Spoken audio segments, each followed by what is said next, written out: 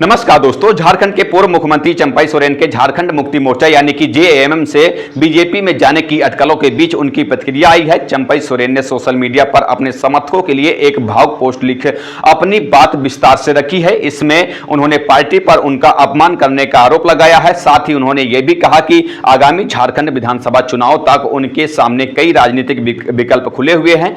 चंपई सोरेन ने social media platform x पर 18 अगस्त को एक पोस्ट किया। उन्होंने लिखा कि आज समाचार देखने के बाद आप सभी के मन में कई सवाल उमड़ रहे होंगे। आखिर ऐसा क्या हुआ जिसने कोल्हान के एक छोटे से गांव में रहने वाले एक गरीब किसान के बेटे को इस मोड़ पर लाकर खड़ा कर दिया? क्या लोकतंत्र में इससे अपमानजनक कुछ हो सकता है कि एक मुख्यमंत्री के कार्यक्रमों को कोई अन्य व्यक्ति रद्द करवा दे? मुझसे इस्तीफा मांगा गया। मैं आश्चर्यचकित था, लेकिन मुझे सत्ता का मोह नहीं था, इसलिए मैंने तुरंत इस्तीफा दे दिया। लेकिन आत्मसम्मान पर लगी चोट से दिल भावुक था। चंपई सोरेन ने आगे लिखा कि पिछले 3 दिनों से हो रहे अपमानजनक व्यवहार से भावुक होकर मैं आंसुओं को संभालने में लगा था, लेकिन उन्हें सिर्फ कुर्सी से मतलब था। मुझे ऐसा लगा मानो उस पार्टी में मेरा कोई वजूद ही नहीं है, कोई अस्तित्व ही नहीं है, जिस पार्टी के लिए हमने अपना पूरा जीवन समर्पित कर दिया। चंपई सोरेन के मुताबिक अपने अपमान के बाद वो वैकल्पिक रास्ता तलाशने को मजबूर हो गए हैं। उन्होंने लिखा कि इस बीच कई ऐसी अपमानजनक घटनाएं हुई जिनका जिक्र फिलहाल नहीं करना चाहता। इतने अपमान एवं तिरस्कार के बाद मैं वैकल्पिक राह तलाशने हेतु मजबूर हो गया। मैंने भारी मन से विधायक दल की बैठक में कहा कि आज से मेरे जीवन का नया अध्याय शुरू होने जा रहा है।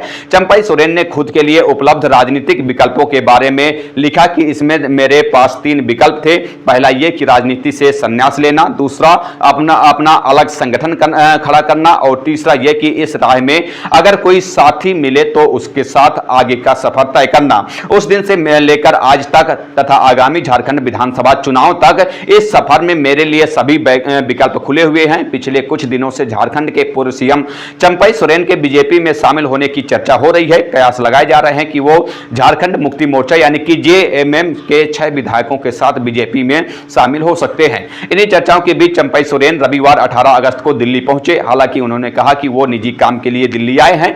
बीजेपी में शामिल होने के सवाल पर चंपई सोरेन बोले कि अभी मैं जहां पर हूं वहीं पर हूं, यहां मेरे बच्चे रहते हैं, मैं उनसे मिलने आता रहता हूं। इंडिया टुडे की रिपोर्ट के मुताबिक बीजेपी में शामिल होने की खबरों के बीच चंपई सोरेन के घर पर लगे हुए जेएमएम यानी कि झारखंड मुक्ति मोर्चा के झंडे हटा दिए गए हैं। चंपई सोरेन ने एक्स पर अपने बायो में भी जेएमएम का नाम हटा दिया है। उन्होंने अपने बायो में केवल झारखंड पूर्व मुख्यमंत्री लिखा है।